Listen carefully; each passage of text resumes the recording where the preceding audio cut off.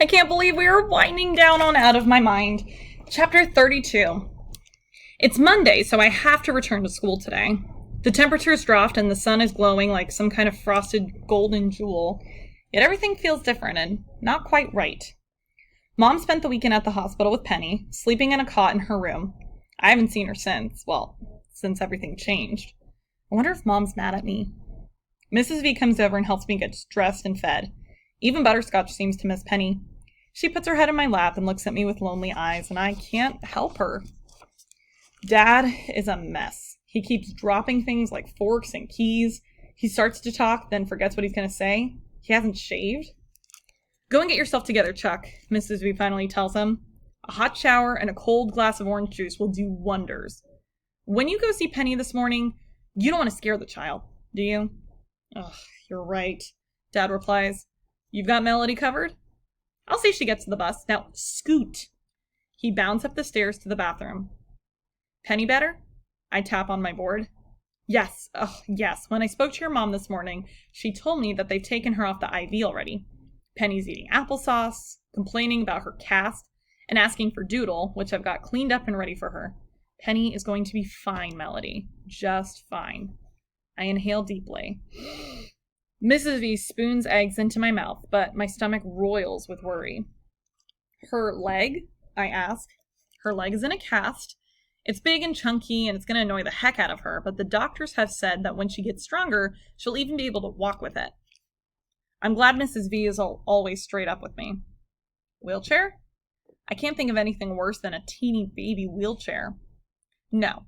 They want her to move around as much as possible, and I breathe a sigh of relief.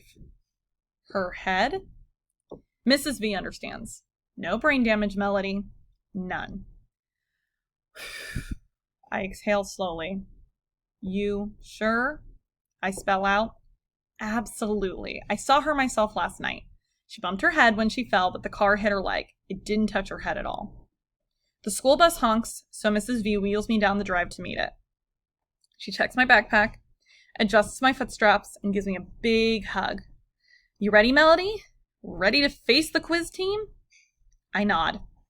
After what has almost happened, facing a bunch of snotty fifth graders will be easy. Gus looks at me with concern as he lowers the bus lift. How's your little sister? He asks. That's so scary. Gonna be okay, I type. Thanks. I realize right then that the news travels fast. Everybody at school probably knows as well. Gus wheels me onto the lift, pushes the button to raise it as I wave goodbye to Mrs. V. The ride to school is strangely quiet. None of the usual squeaks and grunts from the students who ride the special bus. When we get to school, the air is chilly, so the aides take us directly to room H5. As we get settled, I look at my friends there through different eyes. Freddie, who wants to zoom to the moon. Ashley, our fashion model. Willie, the baseball expert. Maria, who has no enemies. Gloria, the music lover. Carol, our resident gourmet. Jill, who might have once been like Penny. Not one of them even knows how to be mean. And me, the dreamer who tries to escape room H5. A kid with a computer named Elvira. I don't even know where I belong anymore. Catherine comes in then, wearing a new outfit that's actually cute and stylish. Tan slacks, black sweater, and a vest. Nice outfit, I tell her. Thanks, and I did it all by myself. I have something for you. I point to my book bag. She reaches into my bag, digs around, and finds the card that's almost led to a tragedy.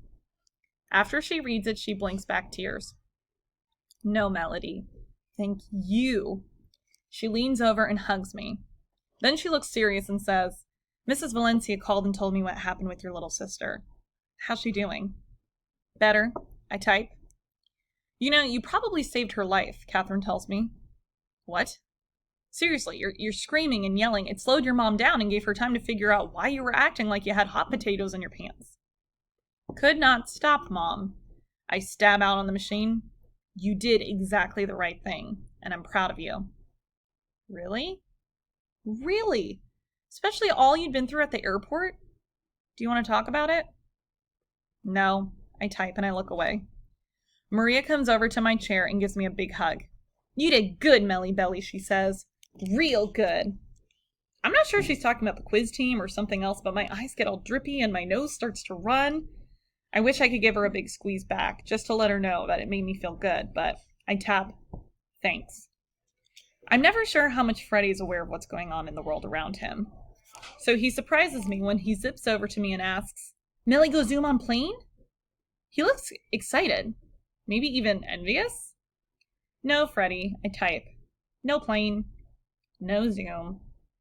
His face scrunches up into sadness, and then he drives away. Mrs. Shannon comes over next and squats beside me. Your head must be near about ready to explode from all that happened in the past couple of days.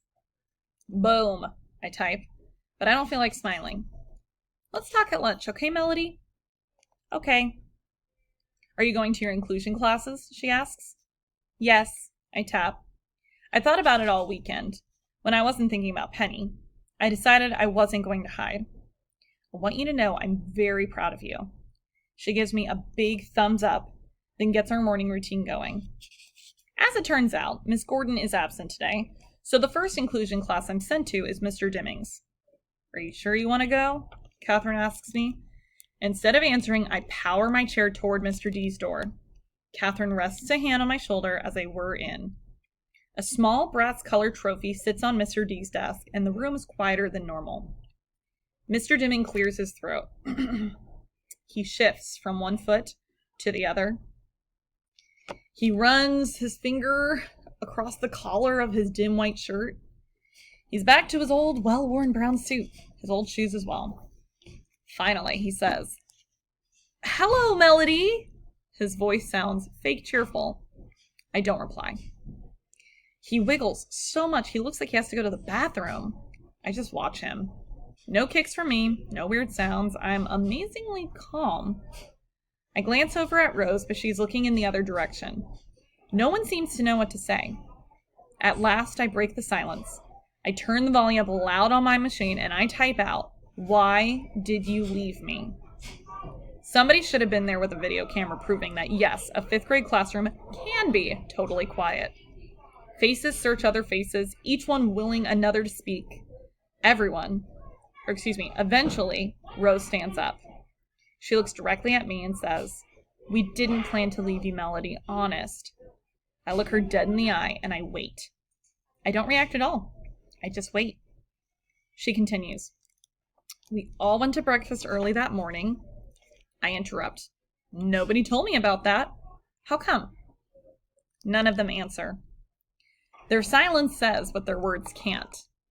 It's better without me. And I blink real fast.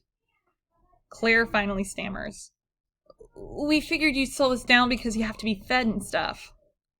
It's so quiet. I swear I can hear my own heartbeat. You threw up. Nobody left you. Ooh, snap, I hear Rodney whisper. Claire stares down her desk. Who took my place?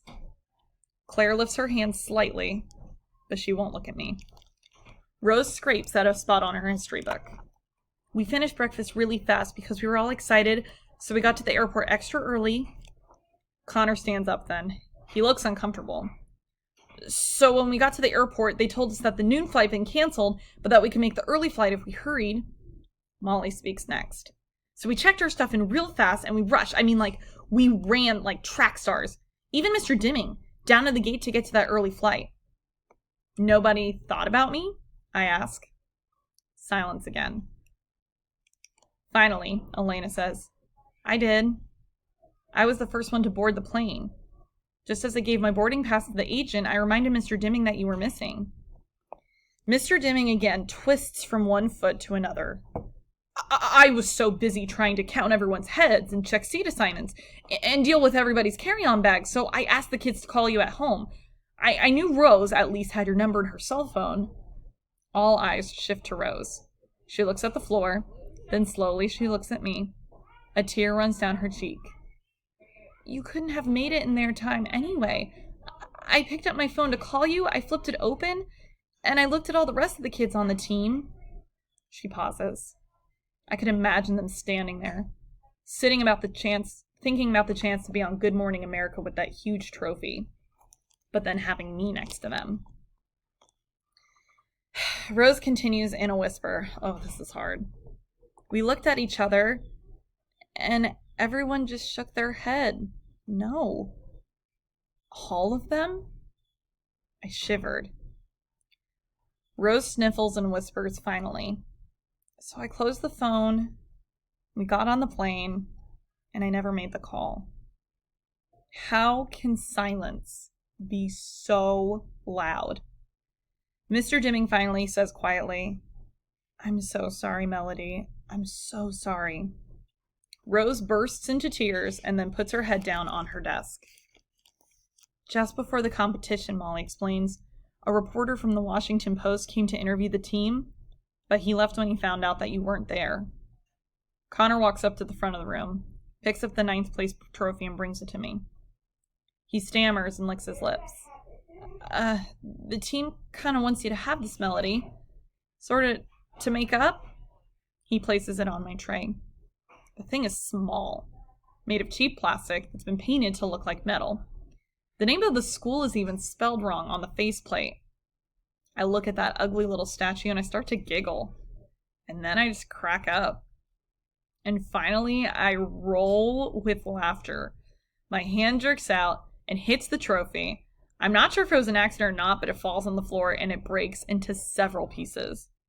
The class stares at me in surprise.